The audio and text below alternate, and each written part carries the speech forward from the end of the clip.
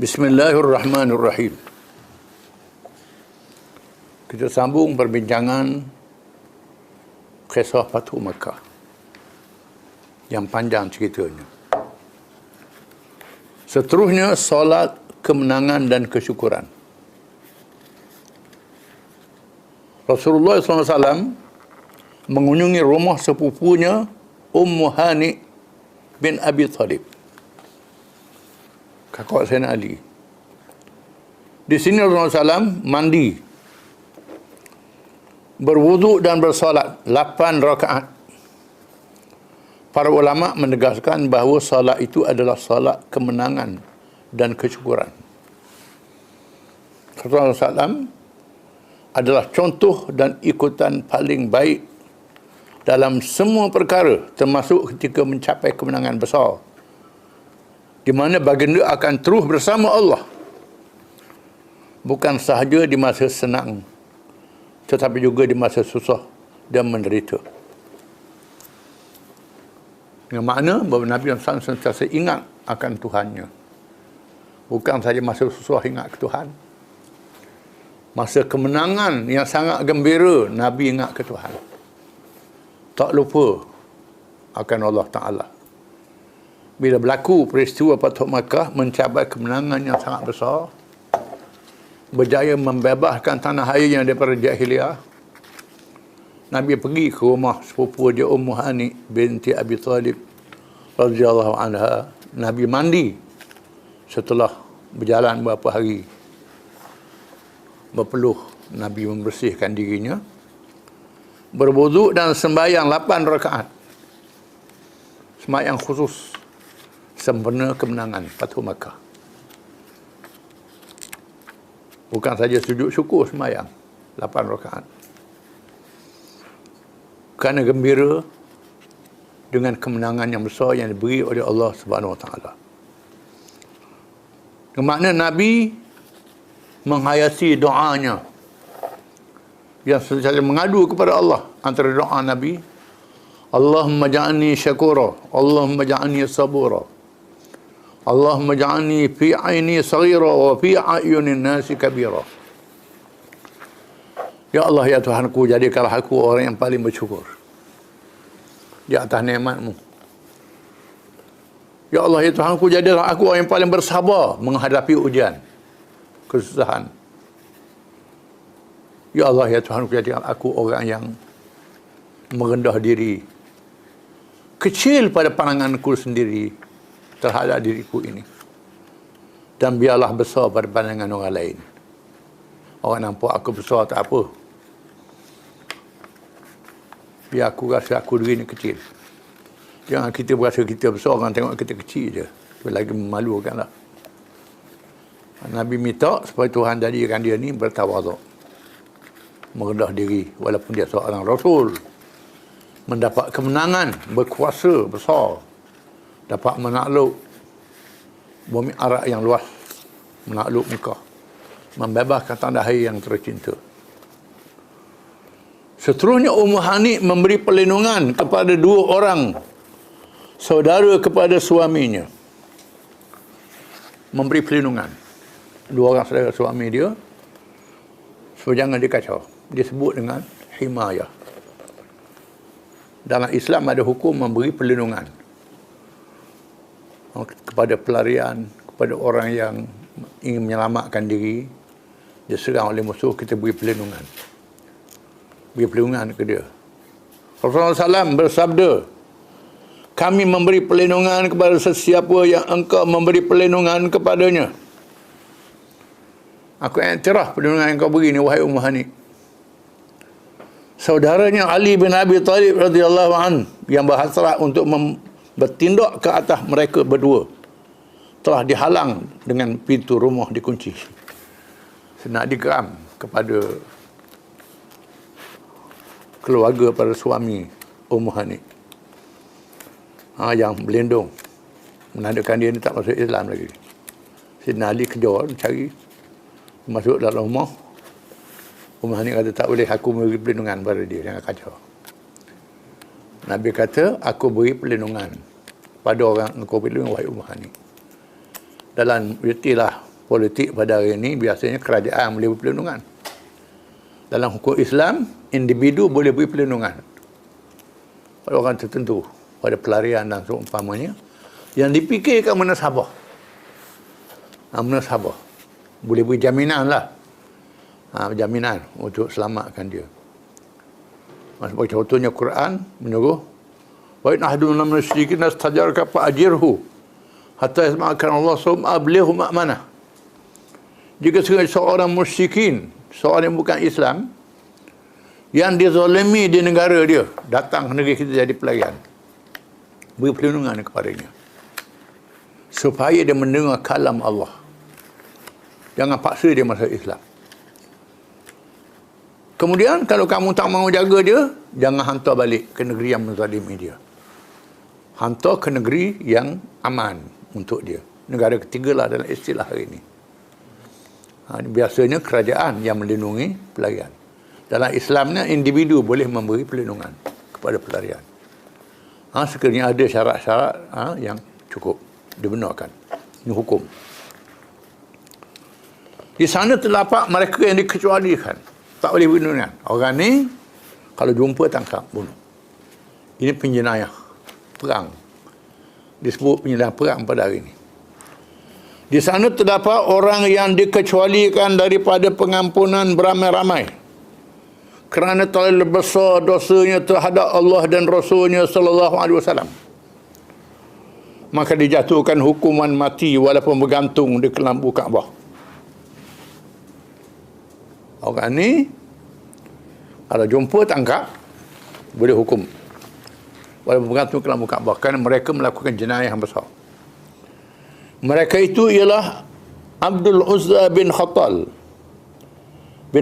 Abdullah bin Abi Sarah, Ikrimah bin Abi Jahal, Al-Harith bin Nufail bin Wahab, Maqis bin Subabah, Habbar bin Al-Aswad, dua penyanyi wanita kepada Abdul Uzza bin Khattal, dan Sarah, perempuan yang membawa surat Hatib bin Abi Balta'ah, yang dibaca kisahnya dulu, yang bawa surat membocorkan rahsia. Yang disyaratkan ini, Nabi suruh tangkap, jatuhkan hukuman walaupun bergantung di kelambu Kaabah. Tetapi banyak yang dimaafkan. Adapun Ikrimah bin Abi Jahal pula melarikan diri ke negeri Yaman. Sempat melarikan diri, lulus, melarikan diri negeri Yaman. Isterinya yang telah menganut Islam memohon keamanan Nabi Rasulullah SAW dan diperkenankan. Isteri dia minta Nabi ampunkan, Rasulullah terima. Lalu dibawa menghadap Rasulullah SAW dan terus menganut Islam.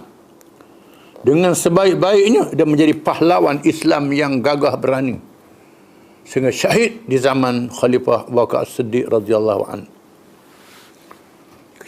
Ikrimah Abu Jahal, anak kepala musyrik yang paling besar, masuk dalam sedarah. Tapi isteri dia merayu pada Nabi, Nabi ampunkan dan dia datang masuk Islam.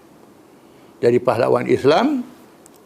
Kisahnya dalam peperangan Rom, apabila tentera Rom yang jumlahnya hampir 1 juta menyerang tentera Islam dalam keadaan bahaya.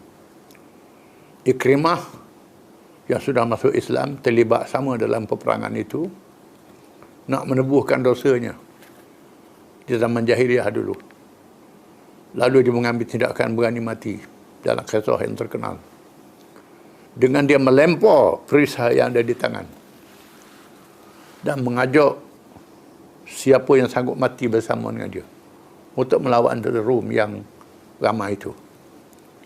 Khalid bin Walid menegur dia, jangan buat begini, kerana dia seorang panglima yang handal, ada tugas dia. Dia ketua pasukan. Dia tak benar, jangan halang aku, ini peluang aku nak balas, nak tebus dosa aku. Lalu dia berbai'ah dengan beberapa ratus orang pengikut-pengikut dia, merempuh tentera Rom yang besar jumlahnya, sehingga menakutkan tentera Rom. Dia mati syahid. Tentera Rom berundur kerana keberanian mereka ini. Ini Ikrimah. Dia tebuh dengan perjuangan. Bukan dia datang minta maaf saja. Dia tebuh, dia buktikan. Dia buktikan istighfar dia sungguh-sungguh dengan hati yang ikhlas. Menurut satu riwayat bahawa Ikrimah telah Islam sebelum dijemput oleh isterinya. Ada cerita. Dia masuk Islam dah, belum isteri dijemput lagi. Kerana mendapat hidayah dalam pelayaran di laut ketika melarikan diri. Apabila kapal yang dinaiki dipukul ribut yang kencang dan seorang yang berada di kapal mencabar, adakah Tuhan-Tuhan yang kamu puja selain Allah dapat menyelamatkan kamu sekarang? Kena ribut tengah laut. Ikrimah. Ada Tuhan lain pada Allah Ta'ala yang boleh menyelamatkan kamu? Ucapan ini menyentuh hati Ikrimah dan berkata, demi Allah, sekiranya tiada yang menyelamatkan di laut ini malaikat keikhlasan, dan tiada yang menyelamatkan di daratan selain daripadanya Allah. Wahai Tuhan, aku letakkan janji ke atas diriku ini, sehingga engkau selamatkan daku dari keadaan ini. Nescaya aku letakkan tanganku kepada tangan Muhammad, maka aku dapat daripadanya kemaafan dan kemuliaan. Ini ucapan dia. Ini mengikut satu riwayat. Dan dia datang jumpa Nabi, Nabi terima dia sebagai seorang sahabat yang setia dan terlibat dalam peperangan Riddah zaman Abu Bakar dengan gagah berani dan mati syahid dalam peperangan dengan Rom. Peperangan yang terkenal yang berlaku di Jordan.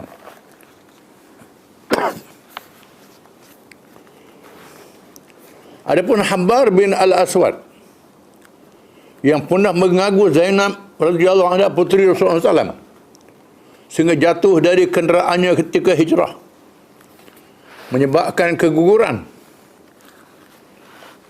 Dia kacau anak Nabi yang nak berhijrah, Habbar bin Al-Aswad.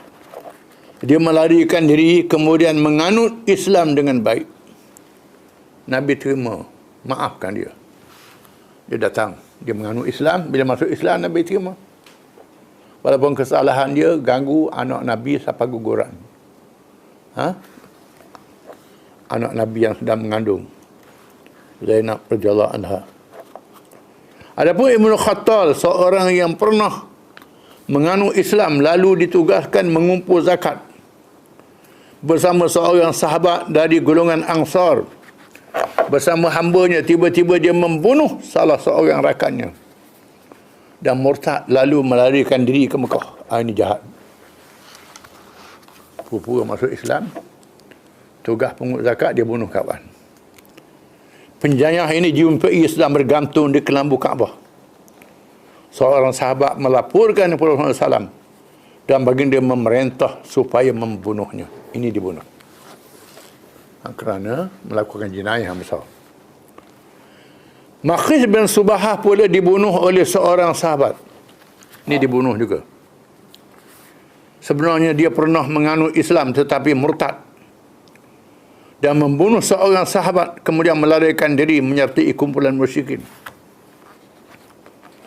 Ini dibunuhnya, seorang lagi dibunuh. Seterusnya Al-Haris yang sangat menyakiti Rasulullah SAW dan mengganggu Ummu Kalsum dan Fatimah Az-Zahra, puteri Rasulullah SAW, ketika mereka berhijrah, dibunuh oleh Ali bin Abi Talib radhiyallahu anhu. 3 orang jadi bunuh, tak ramai. Adapun kedua penyanyi wanita, salah seorang daripadanya dibunuh, yang satu lagi memohon keamanan dan menganut Islam. Berjumpa dengan yang bernama Sarah. Adapun Abdullah bin Abi Sarah yang pernah menjadi penulis wahyu kepada Rasulullah SAW dan khianat ketika menulis dengan meminda ayat Quran dan murtad lalu melarikan diri ke Mekah. Ini Nabi halalkan darah dia. Nabi lantik dia penulis wahyu. Hebatlah penulis wahyu ini, boleh murtad. Yang rasa peliklah kalau orang tu lagi berperjuangan. Zaman Nabi pernah berlaku orang yang Nabi harap jadi penulis wahyu. Dia tulis, dia salin tak betul wahyu itu. Kemudian dia lari murtad. Dan masuk dalam perjanjian Hudaybiyah, mana-mana orang yang melarikan diri dari Madinah ke Mekah tak dihantar balik. Ini dia lah ni. Babel Sarah. Mana-mana orang Mekah yang berhijrah Madinah dihantar balik. Orang Madinah yang lari ke Mekah tak dihantar balik. Orang Mekah berhijrah Madinah dihantar balik. Ini tempat yang Sayyidina Umar tak puas hati perjanjian ni. Tapi Nabi lebih faham. Kerana perjanjian Hudaybiyah ni tak boleh kacau orang masuk Islam. Biar duduk di Mekah lah, berdakwah di Mekah. Ada untungnya. Sayyidina Umar tak nampak, dia nampak geram saja. Akhir-akhir barulah tahu hikmat yang Hudaybiyah ni. Abdullah bin Sarah ni termasuk mereka yang murtad daripada Madinah pergi ke Mekah. Penuh wahyu. Dia adalah saudara susuan daripada Uthman bin Affan radhiyallahu anhu. Daripada susu Sayyidina Uthman. Dan dibawanya menghadap Rasulullah memohon keampunan dan keamanan. Uthman bawa Rasulullah, ampunlah dia. Rasulullah SAW diam kerana berhadapan dengan Uthman radhiyallahu anhu, seorang yang disegani oleh para malaikat. Nabi tak jarak apa.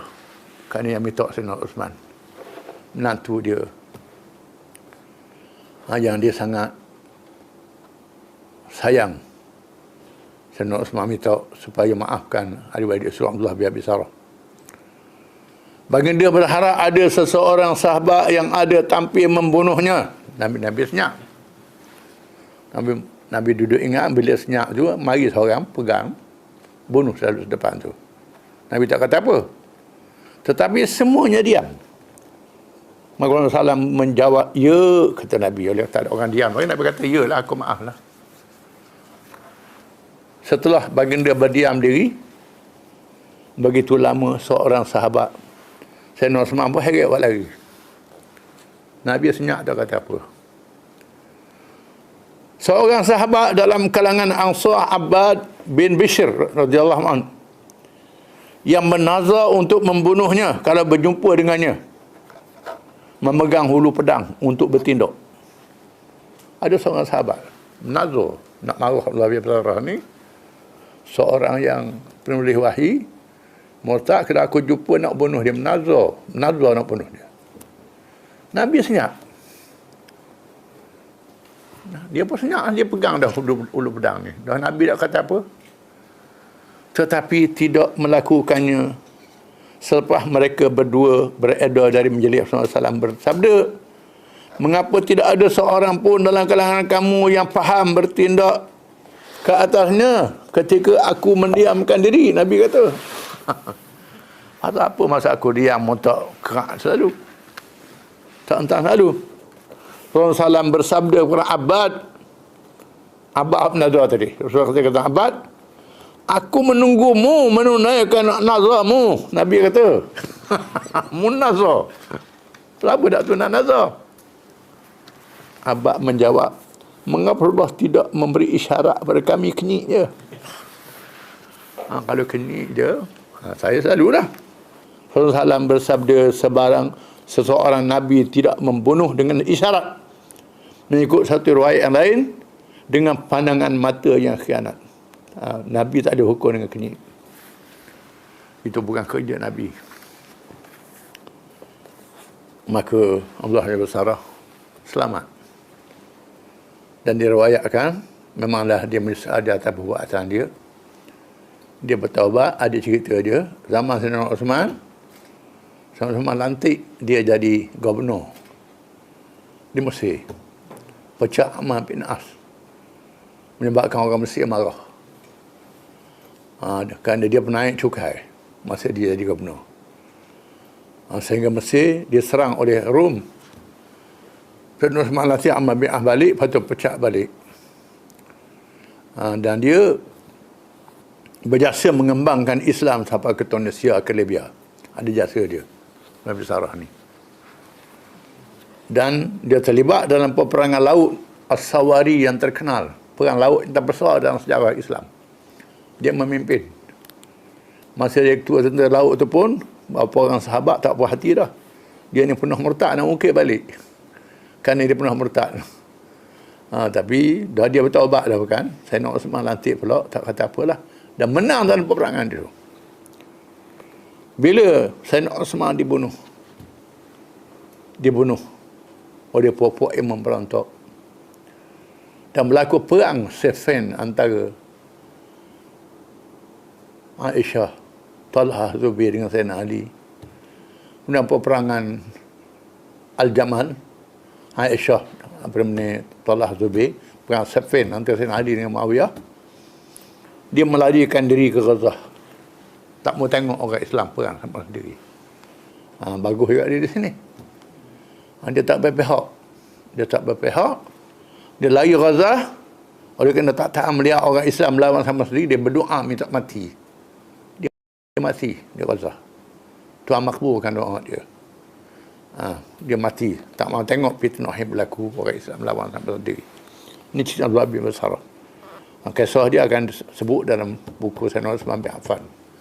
Akan sebut dalam kisah Sayyidina Ali. Para ulama juga meriwayatkan nama-nama yang lain yang dianggap penjenayah besar sehingga jumlahnya 8 lelaki dan 6 perempuan. Ada yang dimaafkan dan ada yang diteruskan hukumannya. Seluruh jumlah mereka yang dibunuh dalam peristiwa pembukaan Mekah terlalu kecil kalau dibandingkan dengan mangsa bunuh hasil peristiwa dunia yang mengesahkan penaklukan, kemenangan peperangan, revolusi, perjuangan kemerdekaan dan lain-lain. Ini menunjukkan bahawa Fathu Makkah tidak boleh dibandingkan dengan yang lain. Bacalah sejarah revolusi Perancis, revolusi England, revolusi komunis di Rusia, revolusi China, komunis, revolusi di Amerika, sampai juta dibunuhnya. Ratus ribu itu biasalah, ni juta, sampai ke juta pun ada dibunuh. Peristiwa komunis menang di Kambodia, juta mati dibunuh orang. Untuk balas dendam. Biasanya begitulah. Adapun Islam tidak begitu. Fathu Makkah tak sampai 20 orang. Tak sampai 20 orang yang dihukum. Mungkin tak sampai 10 orang yang dihukum. Walaupun orang Islam mencapai kemenangan, tapi tak balas dendam. Terdapat 2 tokoh Makkah yang terkenal, yang masih terpinga-pinga. Yang pertama Safwan bin Umayyah, salah seorang pemimpin besar Makkah. Dia tidak termasuk dalam senara penjenayah dan dicari, tetapi merasa takut kerana kedudukannya sebagai pemimpin. Ada juga takut. Nabi tak cari dia, Safwan bin Umayyah. Lalu melarikan diri. Sahabat karibnya Umair bin Wahab mencarinya dan bertemu ketika dia menaiki kapal di Jeddah untuk melarikan diri ke Yaman. Dia dibawa menghadap Rasulullah SAW dengan memohon keamanan. Apabila menghadap Rasulullah SAW, memberi hadiah kepadanya serban yang dipakai oleh baginda SAW ketika memasuki Mekah. Nabi beri hadiah serban. Orang Nabi perang masuk Mekah. Safwan berkata, berikan saya berfikir untuk memilih sikap, menentukan sikap dalam masa 2 bulan. Tak mahu Islam lagi. Nak fikir 2 bulan. Rasulullah SAW menjawab, aku beri kepadamu masa 4 bulan, kata Nabi. Mau fikir 4 bulan. Dia minta 2 bulan, aku beri 4 bulan, Nabi kata. Akhirnya dia memeluk Islam. Dia masuk Islam. Adapun isterinya memeluk Islam lebih dahulu daripadanya. Isteri masuk Islam dulu. Rasulullah SAW mengesahkan perkahwinan yang awal di zaman masih jahiliah. Tak nikah semula dengan isteri dia. Peristiwa ini menjadi dalil hukum. Dalil hukum. Perkahwinan masa jahiliah sah. Tak perlu kahwin semula. Maknanya perkahwinan antara suami isteri masa belum Islam dianggap sah. Orang Hindu masuk Islam, orang Kristian masuk Islam, dia kahwin masa dia Hindu, sah kahwinannya. Ini dalilnya. Safwan bin Umayyah, Nabi sahkan kahwinan dia di zaman jahiliah. Setelah isteri dah masuk Islam dulu, dan dia masuk Islam kemudian tak dikahwinkan semula. Adapun Fudalah bin Umair, seorang pahlawan yang gagah berani. Dia berniat untuk membunuh Rasulullah SAW ketika tawaf yang di kesempatan dan peluang terbaik untuk melakukan kejahatan itu. Ni dia nak bunuh Nabi. Sedang Nabi tawaf, dia ambil kacangan, sanggup matilah nak bunuh Nabi. Nak balas. Tetapi Allah yang maha mengetahui mendedahkan niat jahat itu pada Rasulullah SAW. Lalu Rasulullah memberitahu kepadanya akan niatnya yang jahat itu. Rasulullah panggil dia, bukan niat nak bunuh aku. Ini mukjizat. Tuhan beritahu. Panggil dia mari, maka mudalah terus mengisytiharkan dirinya menjadi seorang Islam. Siapa dia beritahu tu, kalau Tuhan tak beritahu. Menandakan ini Nabi sungguh. Wallahu a'lam.